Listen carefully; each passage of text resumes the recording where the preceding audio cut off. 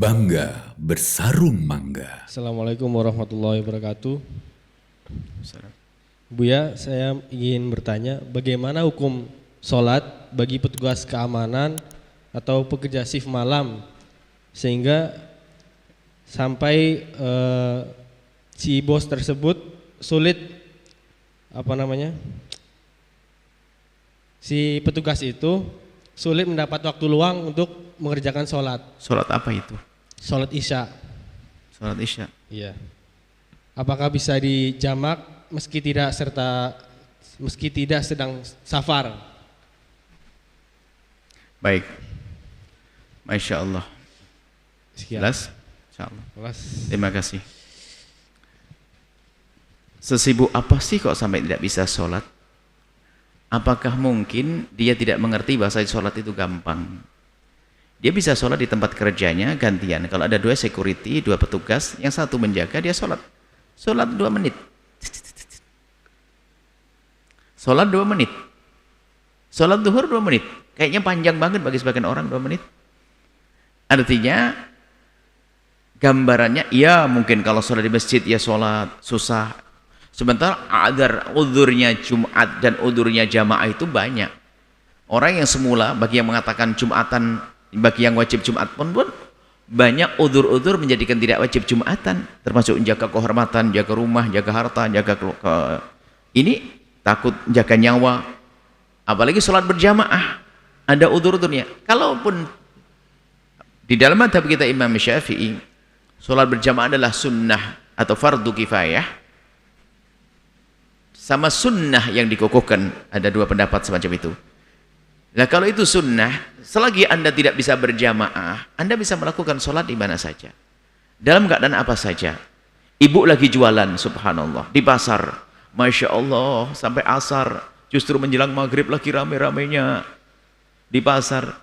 Alangkah indahnya kalau ibu ngomong, Bu, mau belanja ke saya, minta izin saya 2 menit, sholat di depan mereka, kelihatan bisa ngasih contoh kepada yang lainnya, bahwasanya Anda dalam keadaan sibuk seperti apapun tetap melakukan sholat. Jadi tolonglah dipermudah urusan sholat. Waktunya memanjang, zuhur, isya, apalagi isya.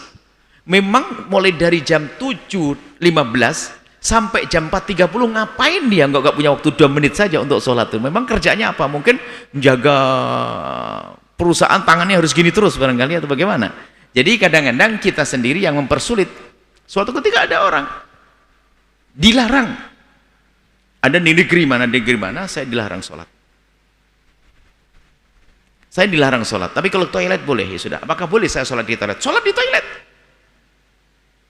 hindari dari najis. Kalau toiletnya bersih, kering dan sebagainya, semua orang nyiram dan sebagainya, atau pakai plastik aja segini saja, bawa untuk sholat, tidak ada masalah. Jadi kalau ada orang tidak bisa sholat, yang salah gurunya itu. Jadi kalau ada orang tidak bisa sholat, yang salah gurunya.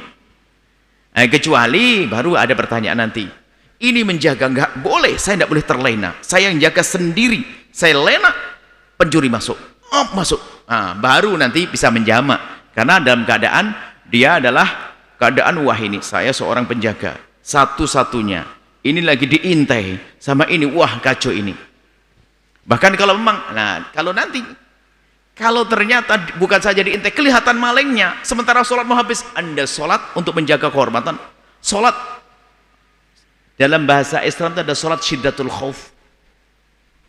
Kalau Anda lagi sholat begini, lalu Anda punya harta, tas, makanya kalau lagi sholat, tolong tasnya jangan di belakang. Kalau sholat, tas koper yang ada duitnya taruh di belakang, menunjukkan Anda jarang ngaji. Tasnya taruh di depan, kalau perlu jadikan sutroh pembatas sholat, biar kelihatan ya. Kalau taruh belakang dicuri sama orang handphonenya. Nah kemudian, kalau tas itu diambil orang, Anda tetap melakukan sholat, Anda kejar dia tanpa membatalkan sholat, namanya sholat syiddatul khauf, sah kok sholatnya. Jadi sholat itu sangat gampang. Jadi saya pengen tahu petugasnya, kalau dia bisa jelaskan petugas apa sampai tidak punya waktu 2 menit saja. Ke toilet boleh nggak? Bisa ke toilet. Ke toilet bisa, bagaimana dia tidak bisa? Apakah dia kencing di situ, berdiri di situ? Enggak juga. Jadi ini pertanyaan bagus sekali. Yang menjadi masalah bukan permasalahan yang sesungguhnya, tapi sebagian orang dikit-dikit menganggap sibuk seolah nggak punya waktu. Itu yang menjadikan dia tidak bisa sholat. Padahal dia, mohon maaf, ke toilet bisa, Makan bisa, sholat nggak bisa. Ini kan aneh. Itu loh maksudnya.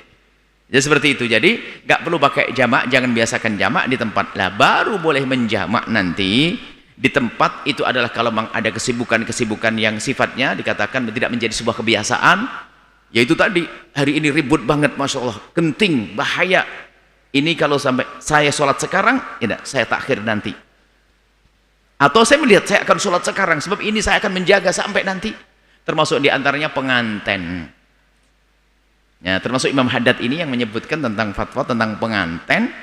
Karena penganten itu tentunya penganten yang syar'i caranya. Sebab pada penganten perempuan didandani kan, kalau di negeri Arab sana penganten perempuan didandani untuk menyambut tamu perempuan. Bukan disodorkan ke tamu, ini disodor penganten, dandan dan sebagainya untuk menyenangkan orang. Lah kalau bolak-balik dandanannya ini kan bubar, habis teman. Makanya bisa menjamak. Maghrib dijamak sama Isya, dandanannya habis duhur, sudah dijamak duhurnya sama asar. Sudah begitu dandanan nggak dirubah, maghrib nggak sholat diakhiri. Jadi berapa jam nggak sholat? Sholatnya jam 1 siang sampai jam 3 malam. Nggak tahu nih dipajang berapa jam dia nih. Kurang lebih begitu. Kalau ada hajat seperti pengantin boleh, kesibukan yang betul-betul menjadikan dia susah kalau melakukan sholat, maka boleh dijamak. Tapi kalau hanya sekedar tugasnya, tugas kayak apa sih petugasnya? Bisa menjelaskan tugas apa? Supaya tidak dalam hayalan nanti kita pertanyaannya. Petugas apa coba? Tugas keamanan di toko orang Keamanan Cina. di toko? Orang Cina. Di orang Cina. Di Cina? Iya. Kalau ke toilet boleh minta izin? Boleh? Boleh kayaknya. Sudah. Banyak waktu. Toilet agak lama sedikit. Kalau mungkin salah, pertama salah. Kalau enggak boleh, kalau sholat, izin sholat enggak boleh. Ditekan gitu. Kalau izin sholat boleh enggak? Terkekang sama orang Cinanya. Tertekan? Dikekang gitu. Jadi sehingga si orang ini tuh nggak bisa sholat. Enggak, kalau minta izin untuk sholat?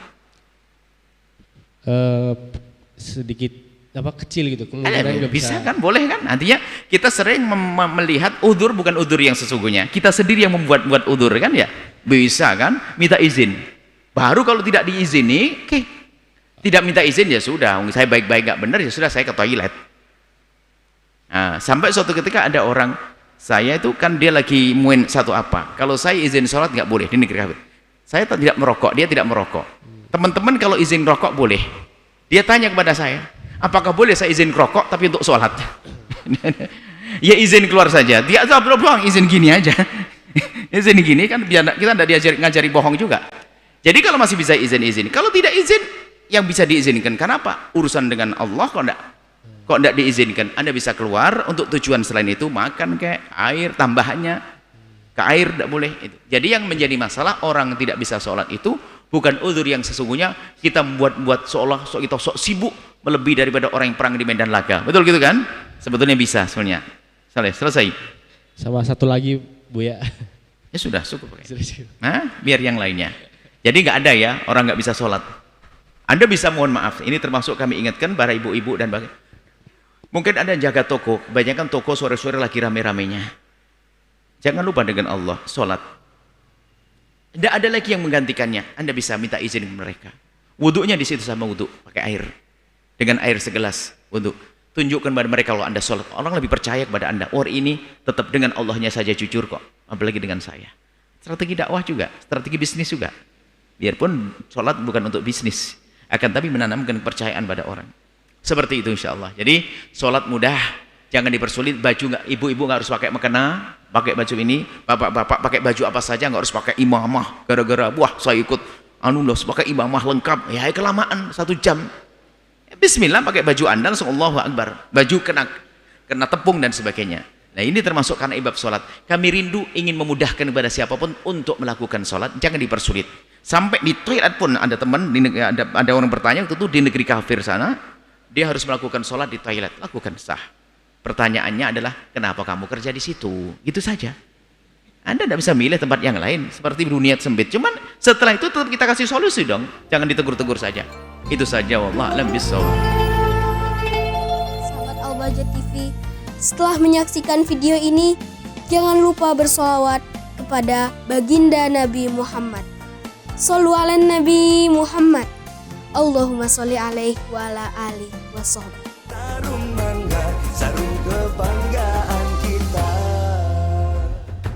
Bangga bersarung mangga.